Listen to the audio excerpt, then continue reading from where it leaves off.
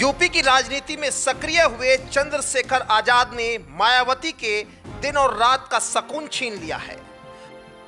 यही कारण है कि एक बार फिर से BSP supremo Mayawati active mode में आ गई है, क्योंकि अब मायावती को खतरा बीजेपी से कम बल्कि चंद्रशेखर आजाद से ज्यादा लगने लगा है। इसीलिए बीएसपी सुप्रीमो मायावती ने चंद्रशेखर आजाद को टक्कर देने के लिए एक खास प्लान तैयार किया है, क्योंकि लोकसभा चुनाव में करारी हार के बाद बहुजन समाज पार्टी ने यूपी में 9 सीटों पर होने वाले विधानसभा उपचुनाव में अब तैयारी शुरू कर दी है। पार्टी ने इस चुनाव में मजबूती से उतरने की तैयारी की है। सूत्रों के मुताबिक बसपा सुप्रीमो मायावती ने खुद मोर्चा संभाल लिया है। चंद्रशेखर आजाद के उपचुनाव लड़ने के ऐलान के बाद बसपा की चुनौती और बढ़ गई। मायावती ऐसे उम्मीदवारों की अब तलाश में जुटी है जो मजबूत दावेदारी ठोक सके। इसकी जिम्मेदारी जिला अध्यक्षों को यहां दे दी गई है। बीएसपी नेताओं की माने तो जिला अध्यक्ष अपने क्षेत्र में सबसे मजबूत दावेदार की तलाश कर रिपोर्ट सीधे बसपा सुप्रीमो मायावती को देंगे, जिसके बाद हाईकमान द्वारा इन नामों पर अंतिम मोहर लगाई जाएगी। पार्टी ने उपचुनाव में वरिष्ठ पदाधिकारियों को दूर रखने का फैसला किया है। मायावती खुद सारी रणनीति बनाने में जुटी हुई है। बता दें कि लोकसभा चुनाव में बहुजन समाज पार्टी के लिए आजाद समाज पार्टी के अध्यक्ष चंद्रशेखर आजाद बड़ी चुनौती बनकर उभरे हैं। नगीना सीट पर उन्होंने जिस तरह से एनडीए और इंडिया गठबंधन को पटखनी दी और बसपा के दलित वोट बैंक में सेंधमारी करने में कामयाब रहे, उससे बसपा को सबसे बड़ा झटका लगा है।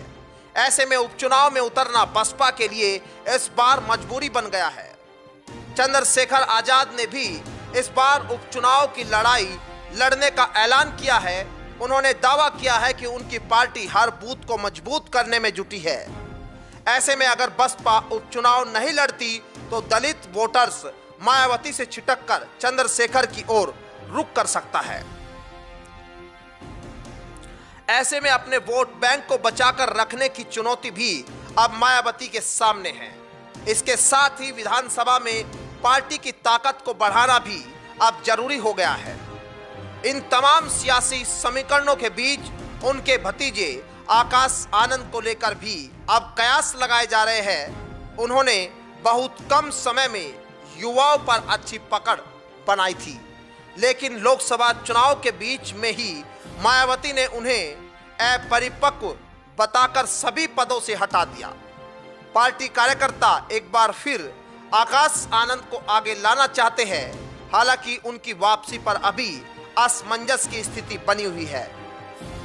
दरअसल यूपी विधानसभा में बसपा से सिर्फ एक उमाशंकर सिंह ही विधायक है।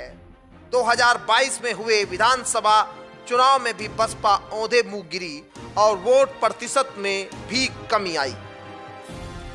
बसपा का यूपी विधानसभा में सिर्फ एक और विधान परिषद, लोकसभा और राज्यसभा में कोई सदस्य नहीं है। ऐसे में मायावती अब एक बार फिर से विधानसभा और विधान परिषद व राज्यसभा में अपनी दखल अंदाजी चाहती है। इसलिए मायावती ने अब पूरे चुनाव की कमान अपने हाथों में संभाल ली है। Bureau report, news 80।